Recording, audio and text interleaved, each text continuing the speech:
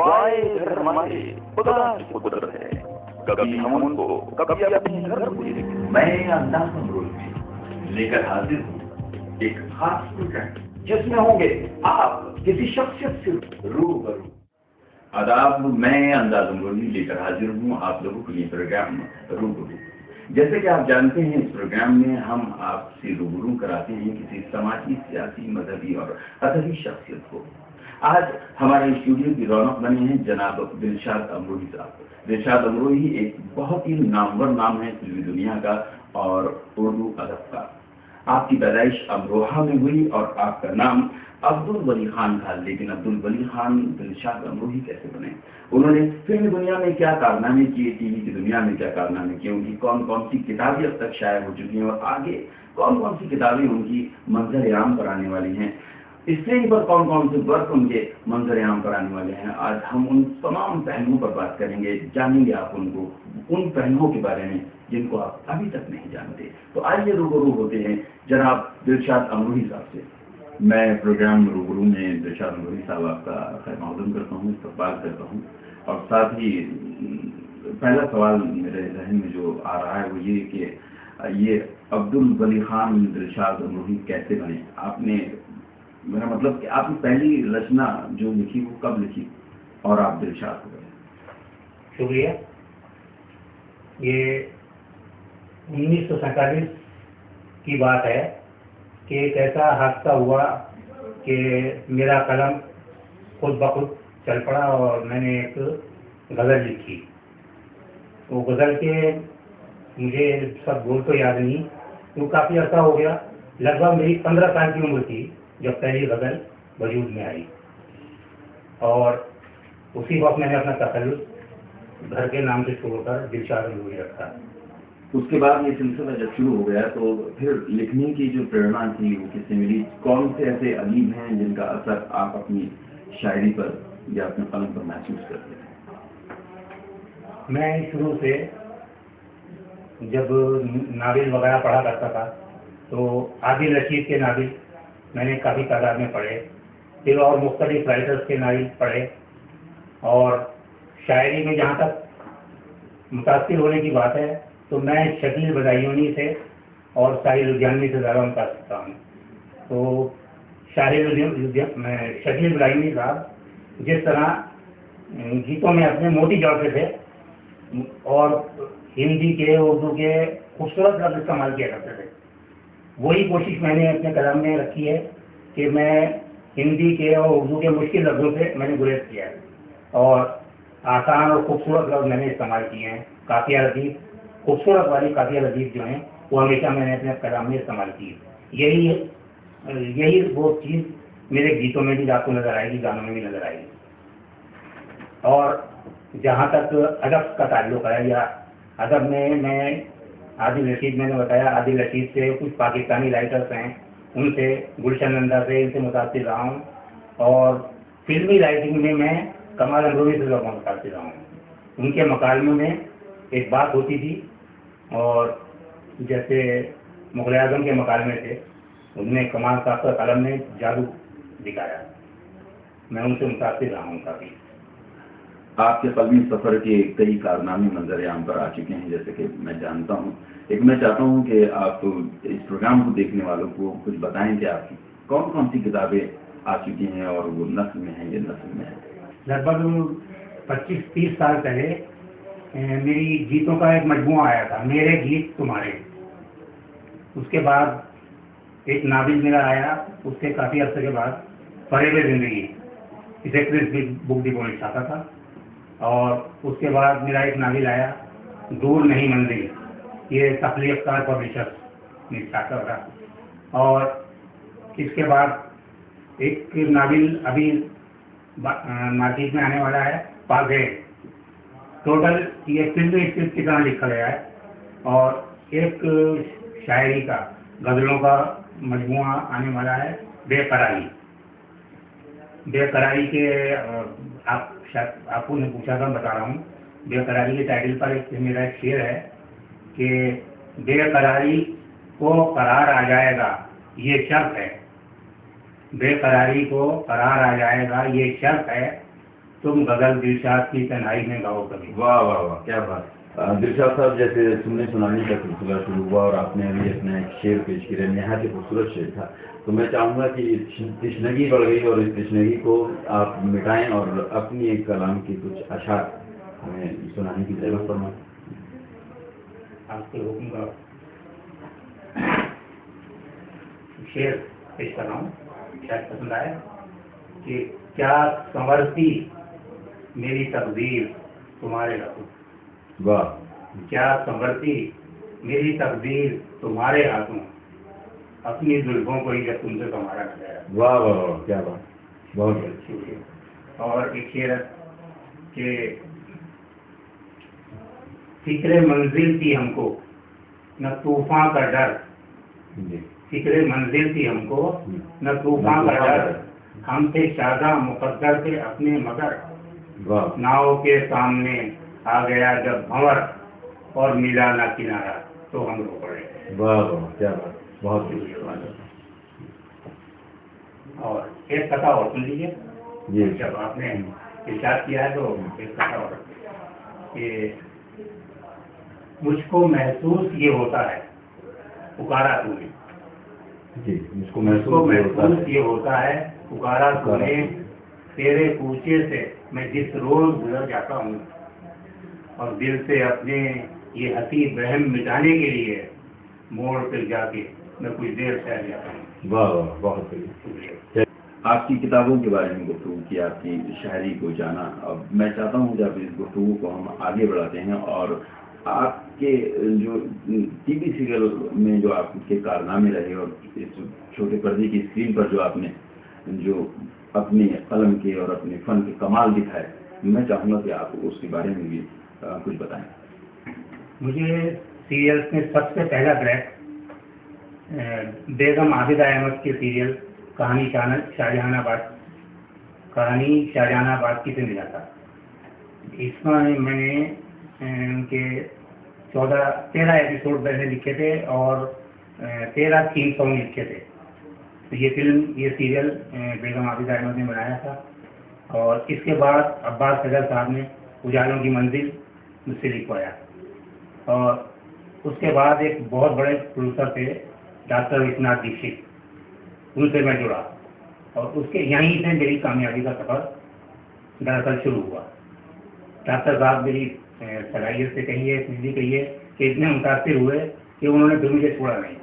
फिर उनके लगभग सारे सीरियलों के टाइटल सॉन्ग मैंने लिखे और उनके लिए काफ़ी कहानियाँ मैंने लिखी और उसके बाद ये सिलसिला चलता रहा।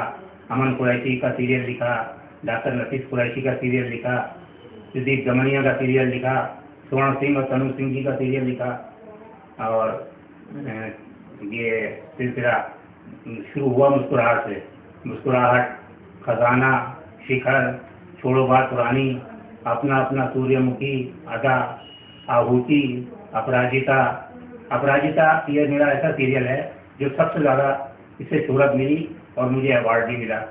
अपराजिता, अर्धांगिनी, तमन्ना और जहरीले नाग, दलदल, सबक, ये अभी ये 5 इस वक्त मैं डीडी उर्दू पर 5 सीरियल मेरे अप्रूव हुए हैं इस वक्त। ये सिलसिला बहरहाल बहुत लंबा है, तवील है और आज खुदा का फजल है कि मेरा नाम लोग जानते हैं और पसंद करते हैं काम को। हाँ, ये एक चीज़ है जो शायद दूसरे राइटर्स को शायद नहीं इसका मतलब ये वो मिला सौभाग्य, ये मुझे मिला है कि मुझे कोई प्रोड्यूसर अगर साइन करता है तो मैं टोटल चीज़ें लिखता हूँ। कहानी भी मेरी होती है, डायलॉग मेरे होते हैं, सीन प्ले मेरे होते हैं, गाने मेरे होते हैं। मैं मतलब सारी चीज़ें लिखता हूँ और ऐसा नहीं है कि कोई चीज़ कमज़ोर है, कोई चीज़ अच्छी है। अल्लाह का करम यह है कि मैं सब पर पूरी तरह दिलचस्पी के साथ लिखता हूँ। हाँ, मैंने सुना है कि आपने सबसे ज़्यादा टीवी सीरियल के टाइटल सॉन्ग लिखने में भी आपको अवार्ड मिल चुका है। ज़रा उसके बारे में बताएं कि वो कौन कौन से अवार्ड आपको मिले हैं। ये सही तादाद टाइटल सॉन्ग की तो मुझे याद नहीं, गिनती उंगलियों को नहीं बता सकता, लेकिन हाँ गालिबन 40-50 सीरियल के लिख चुका हूँ इसका एक टाइटल सॉन्ग था अपराजिता का, नारी का सम्मान करो मत इसका अपमान करो। ये सबसे ज़्यादा पॉपुलर हुआ। ये 5 साल तक 4 साल तक रेगुलर डेली आता था दूरदर्शन पर। इस पर मुझे एक अवार्ड मिला था, नारी समाज सम्मान पुरस्कार इस नाम का। ये मुझे बॉम्बे में मिला था रवींद्र जैन के हाथों। और एक मुझे दिल्ली में मिला था इनाम सौरांजलि अवार्ड, सबसे ज़्यादा टाइटल सॉन्ग लिखने वाला राइटर इंडिया का। एक अवार्ड ये मिला मुझे। और लोगों की प्यार और मोहब्बतें हैं, बस यह है, लोगों को भरोसा है कि जब कभी भी टाइटल सॉन्ग किसी को इमरजेंसी चाहिए होता है, मैं फ़ोन पर भी लिखवा देता हूँ। आपकी कई म्यूजिक एल्बम भी मंजर-ए-आम पर आ चुकी हैं और लोग उनको सुनकर अपना दिल बहलाते हैं। जरा आप उनके थीम्स के बारे में, उनके टाइटल्स के बारे में और किन सिंगर्स ने उनको गाया है, म्यूजिक डायरेक्टर उन म्यूजिक एल्बम्स में कौन है, मैं चाहूँगा कि उसके बारे में भी आप हमें बताएं। जब मैं स्टूडेंट था तो अपनी कॉलेज लाइफ में आम लड़कों की तरह से मैं भी सोचा करता था कि मेरे भी कुछ फेवरेट सिंगर थे, म्यूजिक डायरेक्टर थे। मैं चाहता था कि उनसे मिलूं या उनके साथ काम करूं। फिर खुदा ने वो वक्त दिखाया कि उनके साथ काम करने का मौका मिला और उन लोगों ने, उन सिंगर्स ने मेरे लिखे हुए गाने गाए। ये मेरे लिए बहुत बड़ा अचीवमेंट था। मेरा पहला म्यूजिक एल्बम गालिबन बेखुदी आया था। बेखुदी को प्लस म्यूजिक ने निकाला था और डॉक्टर विश्वनाथ दीक्षित ने गाने गाए थे। इसके बाद मेरा दूसरा म्यूजिक एल्बम आया मखनी जवानी, ये नूपुर क्रिएशन ने निकाला था। इसमें मेरे जो गाने गाए विनोद राठौर, उस वक्त का मशहूर सिंगर था विनोद राठौर ने वो गाने गाए। विनोद राठौर और जसविंदर नरूला, इन लोगों ने गाने गाए। फिर एहदे वफा एक सीरियल आया, वो कव्वालियों का, कव्वाली देश का अमरोहा के मशहूर कव्वाल हैं इफ्तिखार कव्वाल, वो उन्होंने गाई थी कव्वालियाँ। इसके बाद एक और आया बेसाबी, ये विनोद कुमार शर्मा जी और नुपुर शर्मा, इन दोनों बाप बेटी ने ये गाने गाए। तो ये तो रहा ये म्यूजिक एल्बम्स का। और शब्बीर कुमार और शेरून प्रभाकर, विनोद राठौर और ये वंदना वाजपेयी और श्रेया घोषाल, घर ये बहुत सिंगर्स ने मेरे गाने गाए। और दिलीप सेन, समीर सेन, राजकमल, तरुण भल्ला, चंद्र कमल, इन लोगों ने म्यूजिक डायरेक्टर हैं, इनके साथ मैंने काम किया। तो ये बड़ी खुशी की बात है, जो कल तक ख्वाब था वो हकीकत बनकर मेरे सामने आया और ये सफ़र इस तरह जारी है। देखिए आपकी मोहब्बतें क्या खिलाएँ और क्या क्या मौके मिलते हैं। बहरहाल मेरा सफ़र अभी जारी है। दिलशाद अमरोही किताबों की दुनिया से टीवी की दुनिया में पहुंचते हैं, यानी प्रिंट मीडिया से आप इलेक्ट्रॉनिक मीडिया की तरफ जाते हैं और टीवी के बाद अगला सफर शुरू होता है बड़े पर्दे का, यानी फिल्मी दुनिया का। मैं चाहूँगा कि फिल्मी दुनिया के बारे में भी आप कुछ बताएं कि आपने कौन कौन सी फिल्में हैं जिनके स्क्रीन प्ले लिखे, डायलॉग्स लिखे और पूरी कहानियाँ लिखी, और कुछ इस बारे में भी आप रोशनी डालें। देखिए, हर राइटर की पहली तमन्ना बड़ा पर्दा होता है। मैंने भी यही ख्वाब देखा था बड़े पर्दे का, मगर हालात और मजबूरियाँ और वहाँ की बम्बई का स्ट्रगल, उसने मेरा रुख जो है दिल्ली की तरफ मोड़ दिया। दिल्ली करीब था अमरोहा से, तो मैंने दिल्ली में मुझे सिर्फ जाना ही जाना हुआ, स्ट्रगल करना नहीं ज़रूरत पड़ी। मुझे ऐसे मुख्तलिफ दोस्त मिल गए कि मेरा मुश्किल आसान होती चली गई और मुझे काम, भरपूर काम मिला। लेकिन दिल में एक कसक थी जो फिल्म के लिए थी कि बड़े पर्दे पर किस तरह से बुक किया जाए। तो वहाँ बड़े पर्दे पर पहुँचने के लिए मैंने 40 साल अपने कलम को कागज़ की छाती पर दौड़ाया है, तब जाके ये मंजिल, मुझे एक मौका मिला फिल्म से मुताल्लिक। एक मेरी एक साहब से दोस्ती हुई, ताल्लुकात बने, मुस्तफ़ा इंजीनियर साहब, उन्होंने एक फिल्म बनाई थी चांद के पार चलो, तो उनसे मेरे ताल्लुकात हुए। ताल्लुकात इतने क्लोज हो गए, करीब हो गए कि मैंने उनके लिए एक पार्टी की फिल्म फाइनेंस करवाई अजान के नाम से। लेकिन वो चूँकि उस नाम की 2 फिल्में आ चुकी थी, तो इसलिए वो नाम चेंज करके वो इश्क क़यामत के नाम से वो फिल्म काफ़ी तैयारी पूरी हो चुकी है उसकी, और उसके डायलॉग जो हैं वो मैंने लिखे हैं, और ये गालिबन अप्रैल में ये सेट पर चली जाएगी। और तो अब मैं कह सकता हूँ कि पहला कदम मैंने रखने की एक कोशिश की है, और आपकी दुआएं शामिल हाल रहेंगी, तो शायद बड़े पर्दे पर भी मैं अपने कलम का कुछ जौहर दिखाने की कोशिश करूँगा। आपकी दुआएं चाहिए। हमारे चैनल की और हमारे इस प्रोग्राम की पूरी टीम की नेक ख्वाहिशात आपके साथ हैं कि इंशाल्लाह जल्दी ये फिल्म मंजर आम पर आए और अमरोहा के लोग नहीं बल्कि पूरे हिंदुस्तान के लोग इस फिल्म को देखें। अगला एक सवाल मेरे जहन में ये आ रहा है कि वो फिल्म और से जुड़ा हुआ भी है और साहित्य से भी जुड़ा हुआ है, क्या फिल्म और साहित्य समाज को बदलने की ताकत रखते हैं? फिल्में समाज का आईना होती हैं। अगर फिल्म अच्छी बनाई गई, अच्छा सिनेमा है, तो वो समाज को बदलने की क्षमता रखता है, कर सकता है, समाज को बदल सकता है। आपको शायद याद होगा कि बहुत अर्सा पहले गुलजार ने एक फिल्म बनाई प्यासा, और प्यासा में तवाइफों की कहानी दिखाई थी। उसमें एक गाना है, ये महलों ये तख्तों ये ताजों की दुनिया, और उसमें तवाइफों के किरदार दिखाए। एक तवाइफ है, वो शौकीनों के बीच में, समाजबीनों के बीच में बैठ के रक्स कर रही है, और तभी अंदर कमरे से उसके बच्चे के रोने की आवाज़ आती है।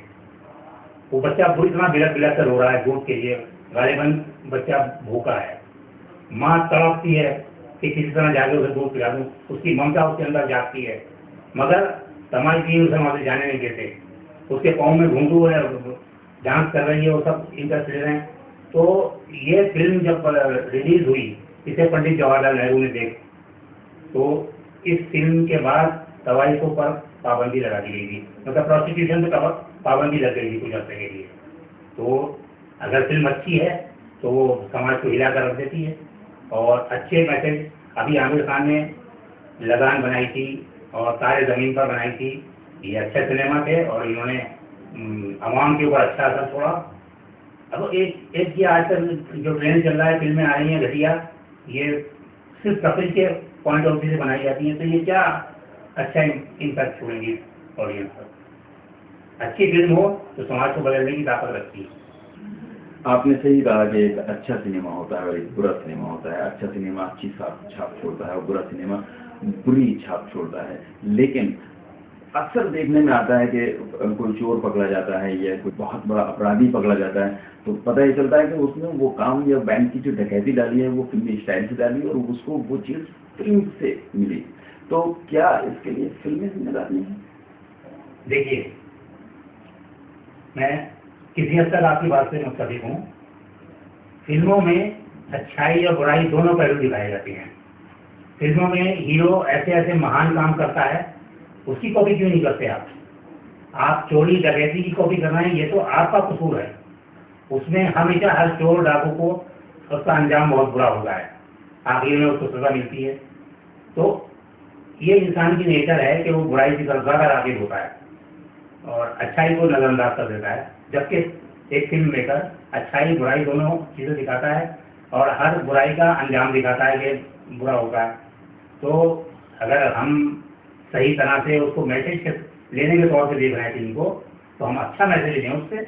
चलिए बात को आगे बढ़ाते हैं। अच्छी और बुरी फिल्में बनती रहेंगी, उसका अच्छा या बुरा असर भी लोग लेते रहेंगे। मैं आपकी ज़िंदगी पर फिर दोबारा से आता हूँ और जो मेरे जहन में सवाल उभर के आ रहा है कि पूरी ज़िंदगी में कोई वाक़या आपकी ज़िंदगी का ऐसा रहा हो, चाहे स्टेज से जुड़ा हो या फिल्म दुनिया से या टीवी से, जिसको आप आज तक नहीं भूल पा रहे हो, कुछ उस वाक़ये को आप हमारे साथ शेयर करें तो हमें अच्छा लगेगा।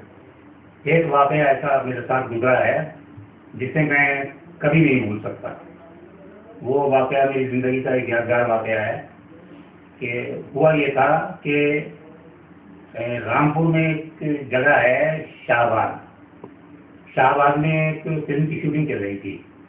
शाहबाद का एक किला है, वहाँ फिल्म की शूटिंग चल रही थी। वहाँ सारे आर्टिस्ट अपने अपने मौजूद थे और किला बहुत ऊंचाई पे बना हुआ है, उसके नीचे सीढ़ियाँ हैं और नीचे सड़क है। तो नीचे बहुत से भीड़ इकट्ठी थी जो शूटिंग देखने में लगी हुई थी। उसमें सीन ये था कि हीरो हीरोइन को उनको थमले से बांध रखा है, हीरोइन को और हीरो को, और विलन वगैरह लोग डायलॉग बोल रहे हैं। किला बहुत बड़े मैदान था किले का। तो मैं भी वहीं कैमरामैन के पीछे मौजूद था, खड़ा था, और लोग बहुत दूर दूर तक फैले हुए थे, गाड़ियाँ खड़ी थी। वो हुआ ये कि स्कूल की छुट्टी हुई थी, कुछ लड़के भी थे शरारती। किले के पास एक ऊपर टंकी थी, उस पर एक बहुत बड़ा शहद का छत्ता लगा हुआ था। किसी ने एक ईंट मार दी उस पर और वो शहद की मक्खी पर छत्ता चिड़ गया। अच्छा, वो हमसे काफी दूर था, लेकिन हमने ये देखा दूर से कि कुछ लोग चीखते हुए भागे चले जा रहे हैं और हाथ पाँव मार देंगे इधर से। समझ में नहीं आया क्या हो रहा है ये। तो फिर ये हुआ कि जब वो नीचे सीढ़ियाँ उतर के नीचे गए तो वहाँ से एक आवाज़ आई कि वो ये मक्खियाँ अगर हमला कर दें तो या तो सड़क पर लेट जाओ और या खामोश होकर बैठ जाओ, तो मक्खियाँ नुकसान नहीं पहुँचाएंगी। तो ये बात हमारे कान में, मेरे कान में पड़ गई। अच्छा, खैर मैं भाग के सामने अस्तबल था और उस अस्तबल में उस बूझा भरा हुआ था, उस पर जाके छुप गया। मेरे साथ में 2-3 लोग और थे, वो लोग भी वहाँ पनाह ली उन्होंने। तो वहाँ जाकर मक्खियाँ वहाँ तक आई दरवाजे तक। तो वहाँ जाके हमने ये किया कि भूसे में आग लगाई, किसी के पास माचिस थी, आग लगाई तो वो धुआं भर गया उसके अंदर, वो मक्खियाँ बाहर अंदर नहीं आई। तो जिन लोगों के काट रही थी, बालों में फंस गई थी, वो बाहर निकल गई। अच्छा, जब काफ़ी देर हो गई, धुआं बेपनाह भर गया कुर्सी में, तो हमें खांसी उठने लगी, सांस में धुआं जाने लगा। तो हम बाहर निकल कर आए तो वो मक्खियाँ हमारे इंतजार में थी कि आओ तकलीफ लाओ बाहर को। तो बस ये फिल्म अंदर आए, फिर धुआं के शिकार, खांसते बुरा हाल हो गया, चेहरा लाल हो गया। ये किस मुसीबत में फंसे थे हम कि कोई रास्ता ही नहीं निकल रहा था। खैर बहुत देर के बाद ये कैफियत पौन घंटा रही। पौन घंटा तक हम इसी तरह दरवाजे पर आकर सांस ले लेते थे और फिर अंदर आ जाते। जब मक्खियाँ वहाँ से हट गई तो जो अंदर 2-4 लोग थे वो चले गए। अच्छा, न मालूम कैसे मैं सबसे पीछे रह गया। तो मैं जब निकला, किले के मैदान में आया, तो वो मक्खियों का छत्ता लगभग 10-15 हज़ार मक्खियाँ होंगी, वो घूमकर वो सारी आकर और मुझ पर हमला कर दिया और सारी 10,000 मक्खियाँ मेरे ऊपर बैठ गई। और मुझे ये तो मालूम हो गया था, जो मुझे पहले नहीं मालूम था, कि मक्खियाँ हमला करें तो क्या करना चाहिए। तो मैंने स्वेटर पहने में था, उस स्वेटर से अपना मुंह ढक लिया सारा और खामोश होकर बैठा रहा। और इसी कैफियत में कम से कम 15-20 मिनट, आधा घंटा गुजर गया। किसी ने मुझे नहीं देखा, मैं परेशान कि चीख भी नहीं सकता, बोल भी नहीं सकता, खामोश। तब मेरे एक दोस्त ने, जाहिद एक दोस्त था, वो आया और वो घास फूस जला के उसने वो मेरे पास को रखा और तब इस तरह से मक्खियों से पीछा छूटा। रिसाले, किताबें और टीवी और फिर फिल्म, एक कामयाबी का एक लंबा सफर आपने तय किया। कहा जाता है कि कामयाब मर्द के पीछे किसी औरत का हाथ होता है। आपके पीछे किसका हाथ है, मैं जानना चाहूँगा। आपने बिल्कुल ठीक कहा कि मर्द की कामयाबी के पीछे किसी न किसी औरत का हाथ होता है।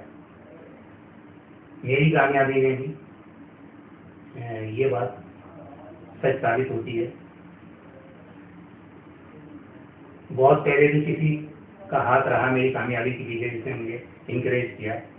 और उसके बाद मेरी वाइफ ने हमेशा मुझे इस सिलसिले में, मैं कुछ भी करता रहा, रातों को कलम चलाता रहा, कभी भी मैंने मतलब घर की तरफ दिलचस्पी नहीं ली और कलम की तरफ ज़्यादा दिलचस्पी ली, लेकिन उसने कभी कोई शिकायत नहीं की, मुझे मॉरली हमेशा सपोर्ट किया। तो उसका बहुत बड़ा कंट्रीब्यूशन मेरे साथ रहा।